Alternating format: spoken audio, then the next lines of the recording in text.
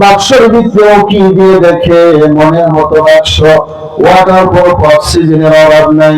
এইবার বলতেছে মিস্ত্রি রে, মনের মতো বাক্স তুমি বানাইছো, বলো মিস্ত্রি এই বাক্সের মজুরি দেওয়া লাগবে কত? মিস্ত্রি বলে মুসলমান কোনো মজুরি লাগবে না। মুসলমান বলে তুমি কেমন মিস্ত্রি, মজুরি লাগে না? আমি নতুন নতুন মিস্ত্রি হয়েছি, এই জন্য কোনো মজুরি তোমার দেওয়া লাগবে না।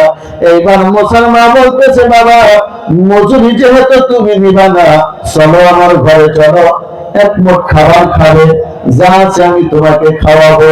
এইবার মিস্ত্রি বলতেছে মুসলমান আমার খাওয়ারও প্রয়োজন নাই। মুসলমানের কেমন মিস্ত্রি তুমি, টাকারও প্রয়োজন নেই, খাবারেরও প্রয়োজন নেই। মিস্ত্রি তোমার পরিচয় জানতে চাই, পরিচয় না দিলে তোকে আমি ছাড়বো না।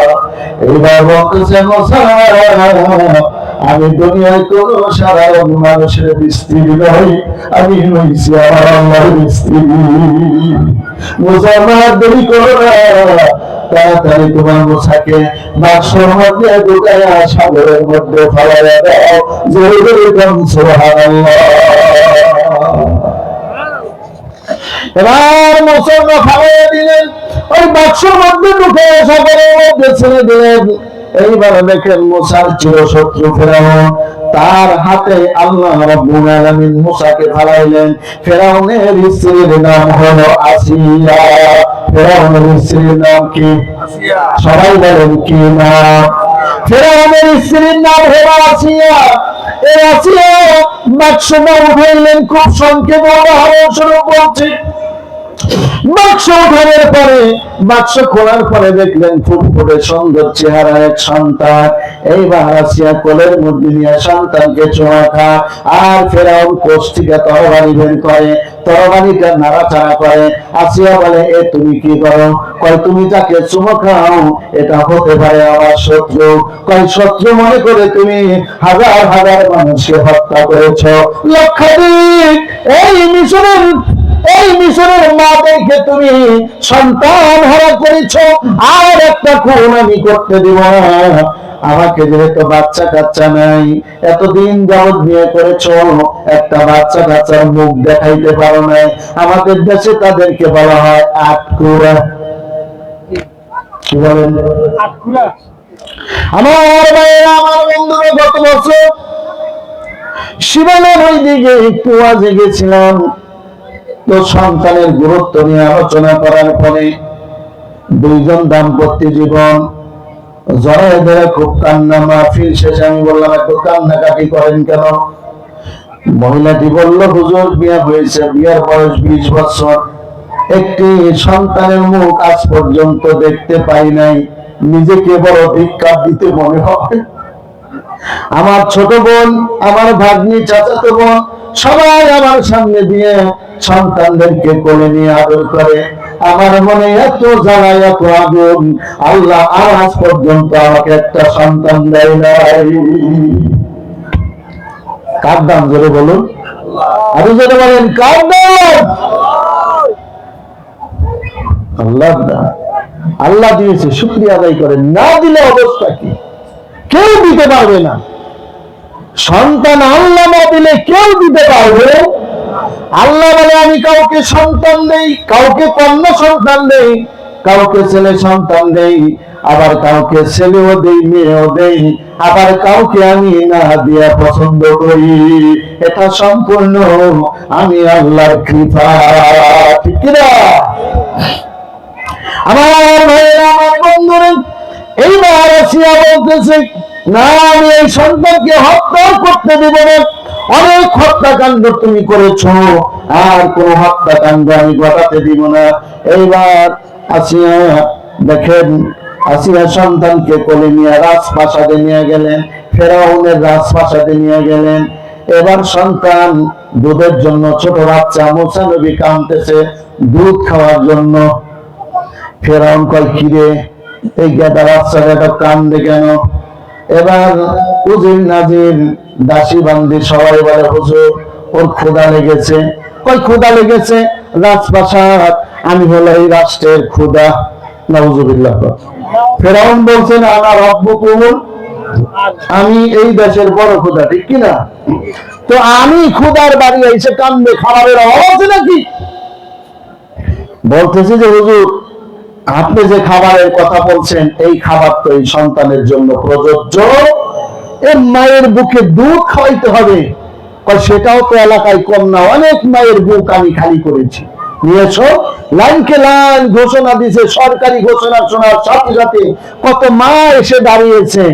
ফেরাউন ঘোষণা দিয়েছে আমার এই সন্তান এখন নিজের সন্তান হয়ে গেছে। আমার এই সন্তান মুসা যা দুধ খাবে তাকে পুরস্কার করা হবে, রাজপ্রাসাদে থাকার ব্যবস্থা করা হবে, রাজকীয় খাবারের ব্যবস্থা করা হবে। শুধু তাই নয়, মাসে মাসে তাকে বেতন দেওয়া হবে। যেরকম সুবহানাল্লাহ।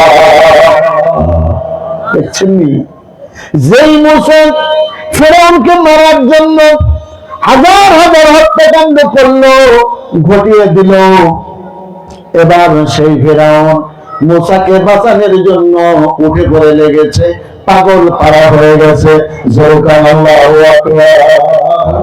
বলো কি এই বাচ্চা ক্ষুধার জন্য কাঁদতেছে, কি খাবে? দুধ ঘোষণা দিয়ে দিল।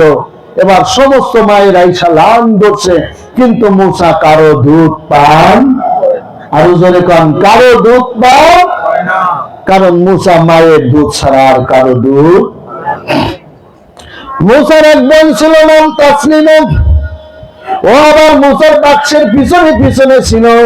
মা সন্তানকে নির্নদে ছেড়ে দিয়ে মা একা থাকতে পারে না, আবার ছোট্ট বোনটাকে বলছে যা দেখ আমার কলিজার টুকরা সন্তান বাঁচতে বাঁচতে কোথায় যায়। আল্লাহু আকবার। এর নাম হলো মা। এর নাম কি? আল্লাহ দুনিয়ার সমস্ত ভালোবাসা মায়ের কলিজার মধ্যে দিয়ে দিয়েছে। আল্লাহু আকবার। মায়ের চাইতে ভালোবাসা আপনজন কেউ আছে? জোরে বলুন, আরো জোরে বলুন, আছে? মাঝে মধ্যে প্রশ্ন করে যে হুজুর, আগে তো মায়েদের সাধারণ ভাবে ডেলিভারি হতো, অনেক কষ্ট হতো, এখন তো সিজার হয়, এরও বৈজ্ঞানিক একটা ব্যাখ্যা আছে, সংক্ষেপে বলছি আমি ভাই। মাকে যখন সিজার করার জন্য ওটিতে প্রবেশ করানো হয়, ঢুকানো হয়, ব্যথা বাড়ানোর জন্য ইঞ্জেকশন দেওয়া হয়, মায়ের ব্যথাটা বেড়ে যায়। এরপর সন্তান ওই মায়ের যে থলি আছে এই থলিটা খুব বেশি বড় না। বিজ্ঞান বলেছে মায়ের যে থলির মধ্যে সন্তান থাকে এই থলিটা 4 মাসের মধ্যে সন্তান কভার করে ফেলে। বাকি 4 মাস, 4.5 মাস, 5 মাস সন্তান বড় হয়। এই বড় সন্তান কোথায় যায়?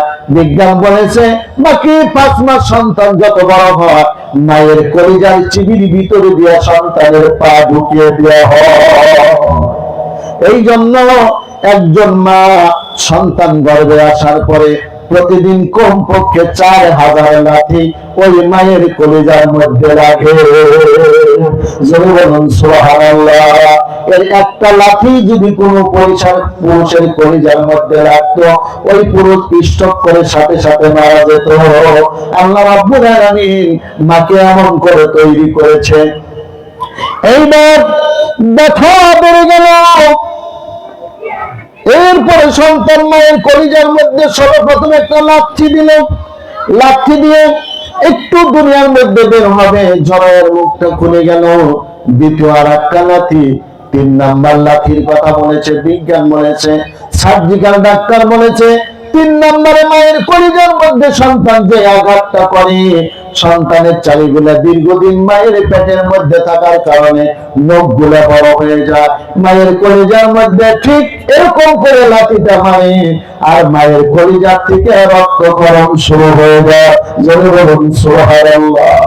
ওই একজন সার্জিক্যাল ডাক্তার বলেছে আমরা মায়ের যে কাটাছিড়া করে এটার চিকিৎসা করতে পারি, কিন্তু সন্তান ডেলিভারি হওয়ার সময় মায়ের কলেজার মধ্যে যে লাথি মেরে আসে, ওখান থেকে রক্তক্ষরণ হয়। এই রক্তক্ষরণের কোন চিকিৎসা আমরা করি না। এই রক্তক্ষরণের চিকিৎসা হলো সন্তান ডেলিভারি হওয়ার পরে যত বেশি কান্নাকাটি করবে, এই কান্নার আওয়াজ যত মায়ের কলিজার মধ্যে লাগবে, তত তাড়াতাড়ি মা সুস্থ হয়ে যাবে। সুবহানাল্লাহ। এই জন্য দেখবেন ডেলিভারি হওয়ার পরে কোন সন্তান যদি কান্নাকাটি না করে মারা যায়, এই মায়ের সুস্থ হইতে অনেক সময় লাগে। কারণ মা তাড়াতাড়ি সুস্থ হয়, সন্তানের আওয়াজ, কান্নার আওয়াজ যত মায়ের কলিজায় লাগবে, তত তাড়াতাড়ি মায়ের কলিজার রক্তক্ষরণ বন্ধ হবে। চিৎকার দিয়া বলি আল্লাহু আকবার। আমার ভাইরা, আমার বন্ধুরা,